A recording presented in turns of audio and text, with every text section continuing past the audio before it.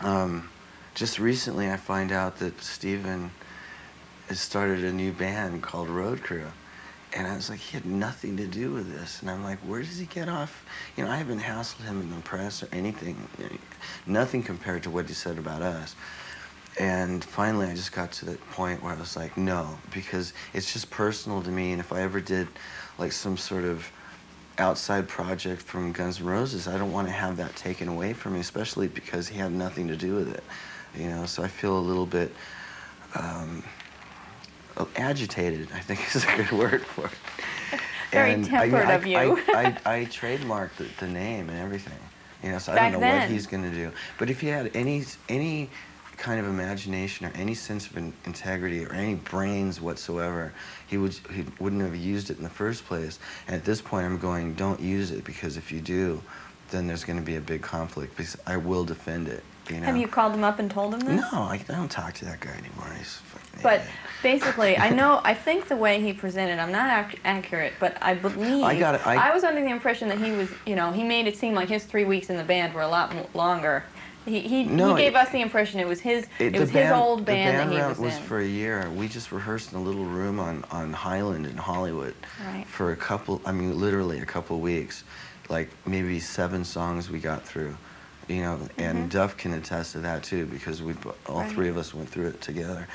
So my message to Steven is just leave it alone. Don't, because he doesn't want to mess with me. Steven knows that. He doesn't want to get started, and I haven't hassled him at all.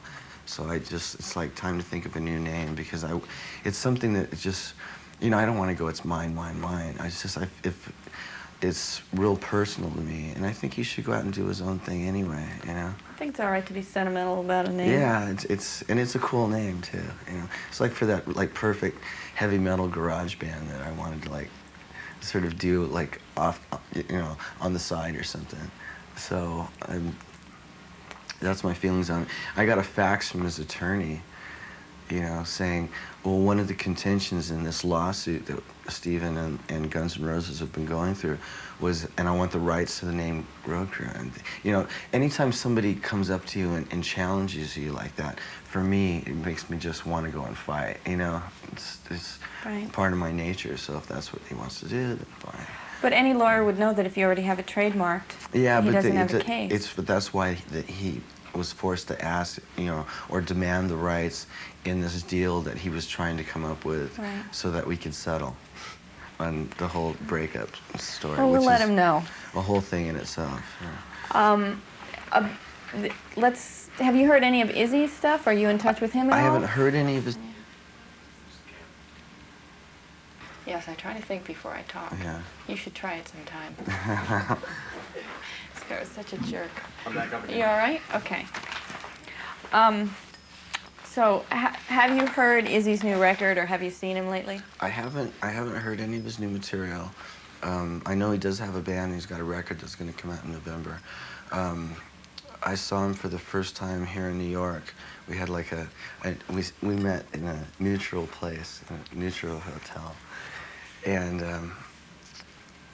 it was great because there's so much red tape and so much politics involved that you don't communicate at all as people. You go through, you know, management calls so-and-so, so-and-so calls the accountants, messages go back and forth. Everything snowballs. And it did get to a point where it was so out of hand, this whole split, that I can admit that we like hated Izzy, you know, because he wouldn't deal with us directly. He didn't quit directly, you know. He sent a memo, a letter of resignation to the accountants and to the management and stuff, and we were just like, you know, where do you know, because I felt closer than that.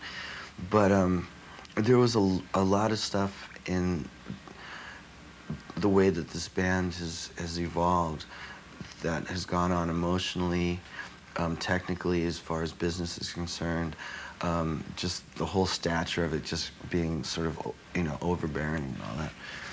So we got a chance to actually talk about a lot of the personal things that we felt in all of this, you know, sort of Guns N' Roses hype and hysteria and all that. Because as band members, we never felt like a part of it. It was always what was built up around us. And it got to a point where he didn't want to be involved in the amount of work that it took and the amount of stress and energy and sleepless nights that it took to keep it going so that it didn't fall apart. So he just bailed. And we took that really personally.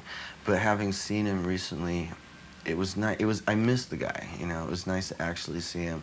And we talked about how we want to make this a clean break without going to court, without having to make it you know, insanely public and bicker back and forth in the press, which is really easy because attorneys can send out letters and they print them in the press, and then we, you know, the band or the members of the band see it and go, how could he say that? And it's really not, it's not what came out of his mouth. Mm-hmm. And that builds up after a while, and then you can tend to misjudge somebody altogether. I mean, as long as he's happy, it's cool, and as long as we have an amicable split on the technical side, then everything will be, you know, fine. So talking to him, did it make you feel like it was less personal? You could sort of understand how the pressure he felt? It was a lot more personal than what we've been dealing with over the last year. But you didn't, but talking to him made you understand how he felt, like he wasn't trying to hurt you. Well, no, there was things that obviously. We disagreed on. Really? You know, we disagreed on a lot of stuff all the way through this, but at least we could talk about it as friends and as people, as opposed to through your handlers. You know, through black and white and you know, all the logistics that the perception that the people that work around us get in the way that they communicate. Mm-hmm. You know.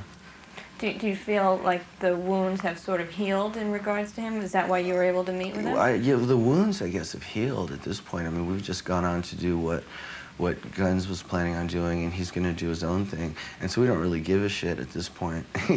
You know. Did you have fun with him? With Izzy? Was it like seeing an old friend? I mean, yeah, we had a great time. We sort of like, you know, we took all the fax papers, sort of put it aside and just talked amongst each other. You know, and then there was that point where it's like, okay, we need to bring the subjects up again and make notes and so on. But My home away from home.